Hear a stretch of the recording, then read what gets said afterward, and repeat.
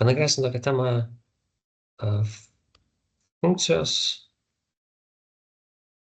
ribos skaičiavimas. Porą pavyzdžių. Pirmas pavyzdys bus toks. Pirmas pavyzdys paprastas, kai mums tiesiog pavyks suskaičiuoti, tai mums, sakykime, reikia suskaičiuoti ribą, x artėja prie 1, funkcijos x kvadratas minus 1.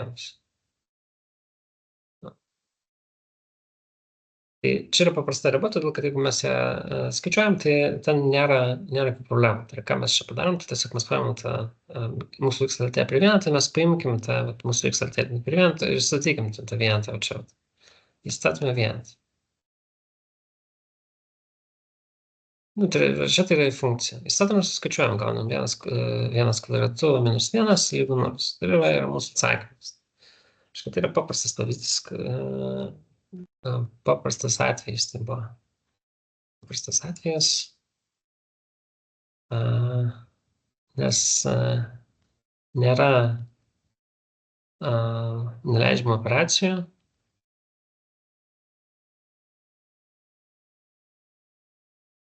Kaip dalybos iš 0, nėra begalybių ir panašiai. Ir, čia realiai viskas, kada bus blogai. Iškai, kažkokių neapibrėžtumų.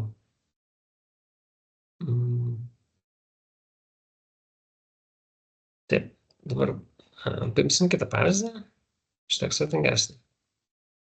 Tai antras pavyzdys. Tokia riba, tokia būna ir x artėja prie 1. Tas pats x kvadratu minus 1, bet dabar dar padalinkime vardiklį iš x minus 1. Jeigu mes bandysime čia spręsti nieko negalvodami, jei bandytume įstatyti 1 į tą funkciją x kvadratu minus 1, x minus 1, tai kas būtų? Gautumėm 1 kvadratu minus 1, padalinta 1 iš 1, ir čia gaunasi 0 padalinta iš 0, neapibrėžtumas. Tai yra neleidžiama operacija, mes vis negalim daryti. Čia mes, jeigu taip tiesiog primityviai, tai čia mes nesprendžiam šitą uždavinį. Kokie gali būti neapibrėžtumai? Jas reikia mokėti pažinti.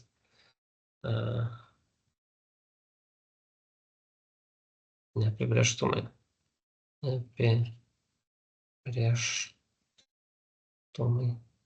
Tai ir čia ką tik panagrinėtas 0 iš 0, tada gali būti begalybė iš begalybės.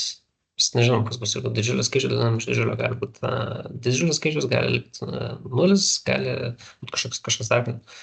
Taip pat, pavyzdžiui, 0 kad begalybė, ir ten kiti atvejai, šitų atvejų variacijos.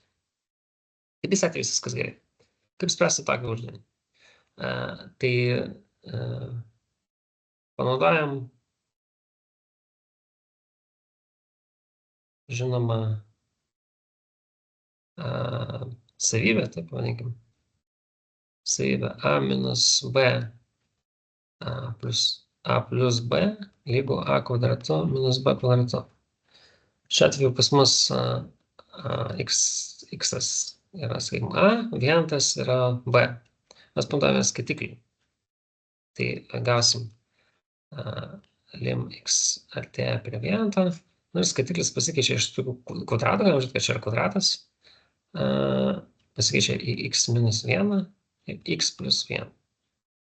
Čia yra x minus 1. Ir štai išsiprasti. Ir čia galim pamatyti, kad kaip tik kas išsiprasti, buvo tie, kas buvo blogi. Kadangi kai x artėja prie 1, tai čia gaunasi 0, šitas gaunasi 0. Ir išsiprasti jau nebėra. Tai liko tik tai x plus 1, kuris yra geras. X artėja prie 1, x plus 1. Ir čia mes galime padaryti tą patį triuką, kaip darėm pirmą pavyzdį, mes tiesiog, ne triuką, tiesiog šitą lygą trivelį suskaičiuojame, mes tiesiog statom tą vienetą į šitą lygybę, ir čia gauname 1 plus 1 lygu 2, tai yra atsakymas. Ir tai yra visas uždavinio sprendinys. Ir realiai tas ribų skaičiavimas visada susiveda į tokius atvejus, kai jeigu yra kažkas blogai, tai reikia tą blogumą kažkaip sugalvoti, kaip panaikinti. Ir tada uždavinys sprendžia.